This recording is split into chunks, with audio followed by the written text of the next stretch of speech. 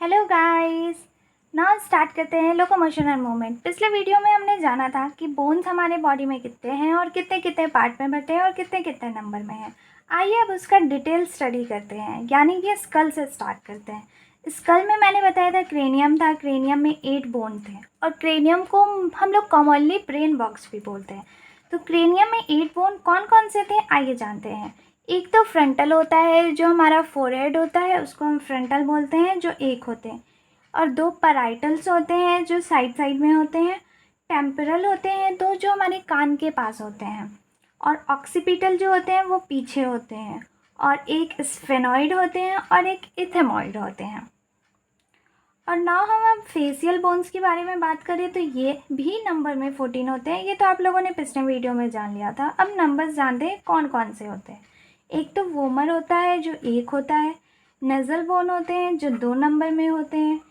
Nasal कॉन्काई होते हैं just nasal bone के जस्ट नीचे होते हैं, वो भी 2 होते हैं नंबर्स में। और एक क्राइमल बोन होते हैं, लैक्राइमल बोन, वो भी 2 होते हैं। और पैलेटाइन बोन होते हैं वो भी नंबर में 2 होते हैं। मैग्जिला होते हैं, मैग्जिला हम ऊपर वाले पार्ट को कहते हैं जो नंबर में 2 होते हैं। और एक जाइगोमैटिक बोन होते हैं वो भी नंबर में 2 होते हैं। और मैंडिबल जो होता है वो बस 1 नंबर में होता है। और हमारे फेशियल बोन्स में सिर्फ एक यही मैंडिबल है जो मूवेबल होता है, बाकी सारे इमूवेबल होते हैं। और स्कल में सारे बोन्स जो होते हैं वो 5 डेस जॉइंट में पाए जाते हैं, बस एक मैंडिबल को छोड़ के।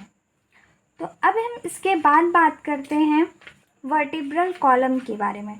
तो वर्टिब्रल कॉलम जब हम इन्फेंट्स या फीटस में देखेंगे तो इसमें जो होते हैं 33 होते हैं। इनमें सर्वाइकल 7 होता है, थोरेसिक जो होते हैं 12 होते हैं, और लंबर 5 होते हैं नंबर में, सैक्रम 5 होते हैं, और कॉक्सियल जो होते हैं वो 4 होते हैं। और एडल्ट में ये आते आते 26 हो जाते हैं। तो अब आपका क्वेश्चन होता होगा कि एडल्ट में आते आते ये 26 कैसे हो जाता है। तो इसमें जो सैक्रम और कॉक्सियल है वो फ्यूज़ हो जाते हैं और फ्यूज़ होके एक हो जाते हैं, यानी सर्वाइकल इसमें भी 7 हो जाता है, थॉरिक्स जो होते हैं वो 12 हो जाते हैं, लंबर 5 हो जाते हैं, सैक्रम 1 हो जाते हैं और कॉक्सियल बोन भी 1 हो जाते हैं। यानी इनका फार्मूला नीट में पूछा जाता है तो हम ऐसे लिख सकते हैं C7T12L5S1CX1। इनमें से लंबर जो होता है वो सबसे लार्जेस्ट और सबसे स्ट्रॉन्गेस्ट वर्टिब्री होता है पूरे वर्टिब्रल कॉलम में। तो अब हम आते हैं फाइलम कॉर्डेटा के बारे में भी कुछ बात कर देते हैं कि हमारी जो हेड होती है वो मोनोकॉन्डाइलिक होती है कि डाइकॉन्डाइलिक होती है। मोनोकॉन्डाइलिक मीन्स कि वो 270 डिग्री तक राउंड कर सके या फिर 360 तक तो वैसे किसी का करता नहीं है, मोस्टली लास्टली 270 तक जाता है। और डाइकॉन्डाइलिक वो होता है जिसमें हम 180 तक ही राउंड करके अपने फेस को देख सकते हैं।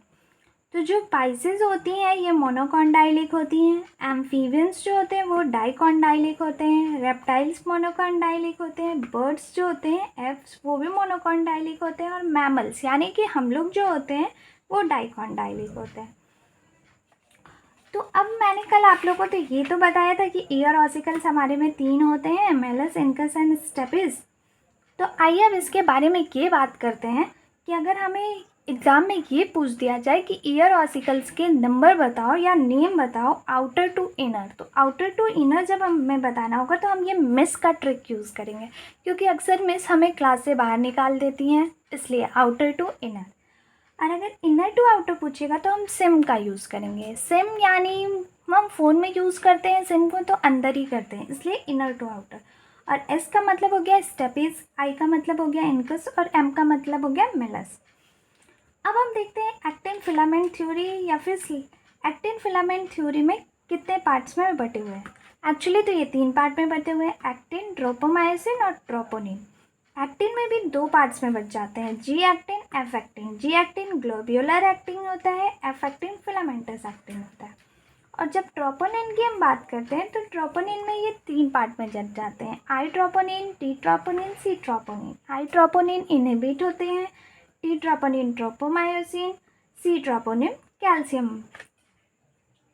अब आइए हम लोग सार्कोमेयर के बारे में जान लेते हैं। सार्कोमेयर का तो स्ट्रक्चर उतना क्लियर नहीं है इसमें, बट आप जानने की कोशिश कर सकते हैं कि हमें सार्कोमियर के स्ट्रक्चर को जानने में प्रॉब्लम होता है, तो आइए हम स्ट्रक्चर जानते हैं सार्कोमियर का।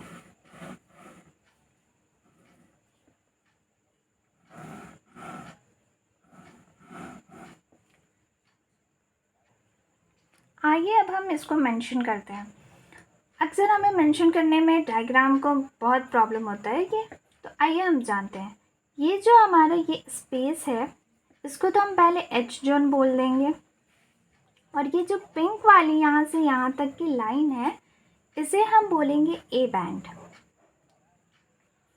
और ये जो हमारी लंबी वाली लाइन है, इसे हम बोल देंगे जेड लाइन। और यहाँ से एक इमेजिनरी पार्टीशन होता है जिसका नेम होता है एम लाइन। और ये जो पतली वाली बैंड है, इसे हम बोलेंगे एक्टिन बैंड, यानी थिन फिलामेंट होती है ये। और ये वाली जो है मोटी वाली पिंक कलर वाली बैंड, ये है मायोसिन। मायोसिन बैंड यानी थिक फिलामेंट होती है, इसलिए मैंने इसे थोड़ा मोटा भी बनाया है। और ये देखिए, ये जो यहाँ से लेके, एक second wait a minute, I will show. ये जो यहाँ से लेके यहाँ तक जो बैंड है, ये है हमारा आई बैंड, यानी I/2 बैंड हम यहाँ पे बोलेंगे, क्योंकि ये I/2 इधर है और I/2 इधर है, यानी आधी इधर है आधी इधर है। और ये जो यहाँ से लेके यहाँ तक हम लेंगे, तो इसको कंप्लीट हम I/2 आई बैंड बोल देंगे, यानी I/2 + I/2 आई बैंड हो गया।